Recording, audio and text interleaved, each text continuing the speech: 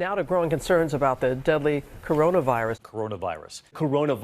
Or the COVID pandemic. The World Health Organization has officially called it COVID-19. Co for corona, Vi for virus, D for disease, and 19 because it started last year. The name, though, of course, isn't the most pressing concern. On Monday in China, it suffered its highest number of deaths in one day. 103 people died just in Hubei province alone. The overall death toll in China is now over 1,000, and more than 40,000 people have been infected worldwide. As seen in the video, COVID-19 was recognized as a very dangerous potential threat to everyone's daily life and routine. The COVID-19 pandemic began early 2020 and is still ongoing as of January 2022, leaving a lasting impact on the entirety of the human race. What wasn't quite understood was not how it would affect our physical life, but how it would affect our mental and social lives as well. This mental obstacle will have a significant impact on the future of the world. An incredible piece of literary history, Frankenstein, has themes very similar to what we are seeing today.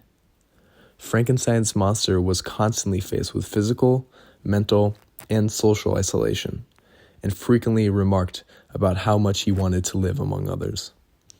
The monster's experiences throughout Frankenstein relate to our human experiences in a world full of COVID, along with other man-made experiences that have made humans feel like social outcasts of their own.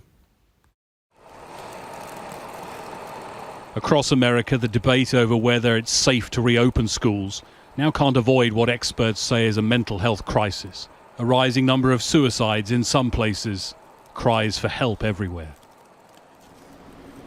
Fewer than half of students have returned to this high school in suburban Chicago. There is a quiet, an emptiness here. In these rooms, there are virtual counseling sessions, and the demand has increased.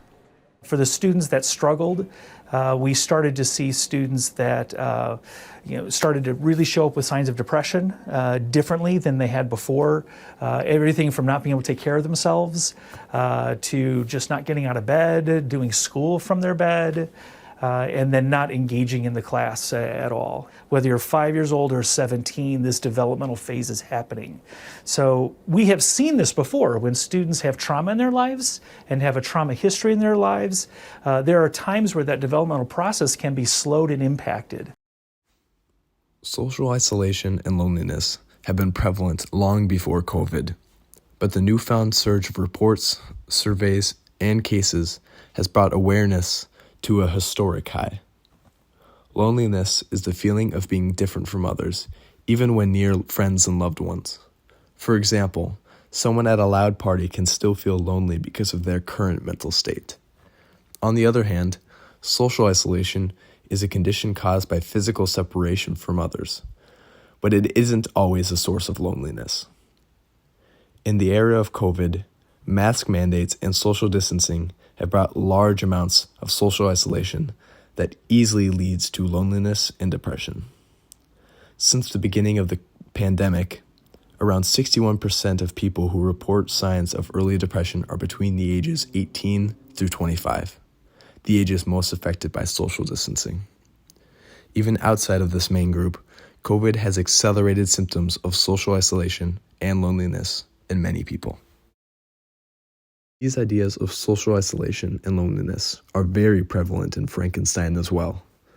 Once Victor completed the monster in Chapter 5, he felt a sudden loneliness between himself and the others around him, especially Henry and Elizabeth, because he forever hides the knowledge that he created the monster. With the monster, his rancid appearance keeps him socially isolated from all humans, giving him severe loneliness, depression, and anxiety. All symptoms of social isolation in humans as well. COVID, Victor, and the monster have all had cases of social isolation that affect their relationships around them.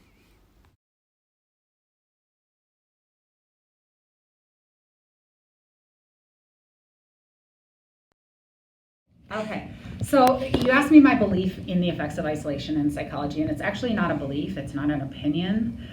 It's actually based in scientific fact that when human beings are placed into isolation, the younger they are, the more damaging it is.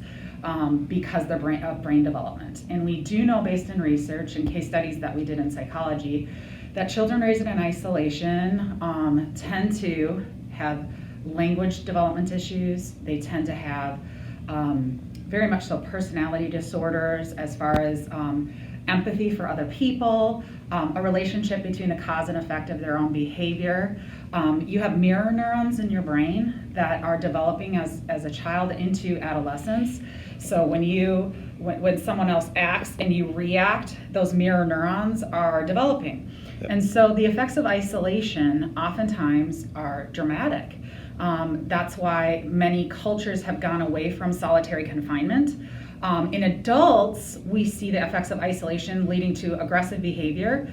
If you're isolated for a long period of time, it can cause you to become psychotic, meaning your brain craves interactions, so it will create hallucinations and delusions, some of which you may not recover from. Obviously depression, obviously anxiety disorders, those kind of things. So the effects of isolation are very, very profound.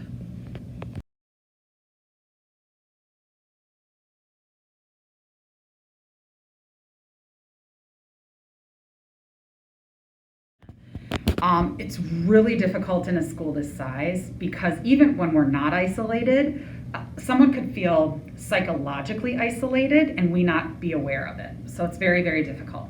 But how we relay isolation as much as we can is making sure that we're engaging every student every day, that at least they have one adult here who is connecting with them.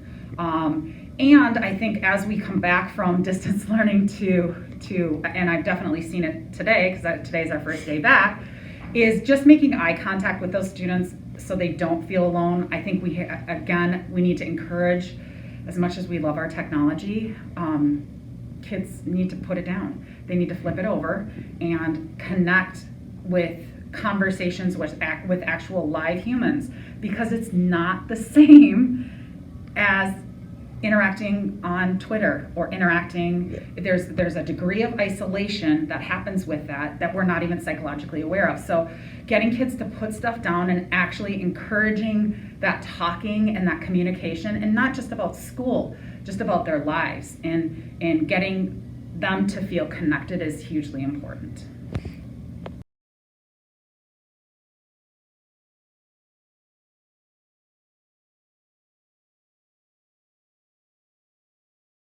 So the question I'm getting is, can the psychological effects of isolation, like loneliness, do they have a profound effect on your physical well-being? The answer is unequivocally yes, okay? We know this, again, not through opinions, but through research, that loneliness leads to isolation leads to depression. When you're depressed, it's not being sad. That's one small characteristic of mild depression. But what can happen is, as you become lonely and get depressed, it actually depresses your immune system. So you're more susceptible to viruses, which is, during a pandemic, not a good thing. Okay? We see the same thing, loneliness leading to, again, psychological disorders like anxiety and depression. As we see anxiety and depression, they tend to be more stressed, which is ill on your cardiovascular system. Also, it drives up your cortisol levels. So in driving up your cortisol levels in your brain, what that does is it causes people to accumulate more fat in their visceral region, in their middle region, which for some people, especially adolescents, can cause anxiety with body image. So there's a multitude of things going on right now. Arguably, because I have medical people in my family, some of them are arguing that even perhaps some of the symptoms of COVID, because there's such a broad range of symptoms for COVID, are they actually symptoms of COVID, or are they symptoms of isolation?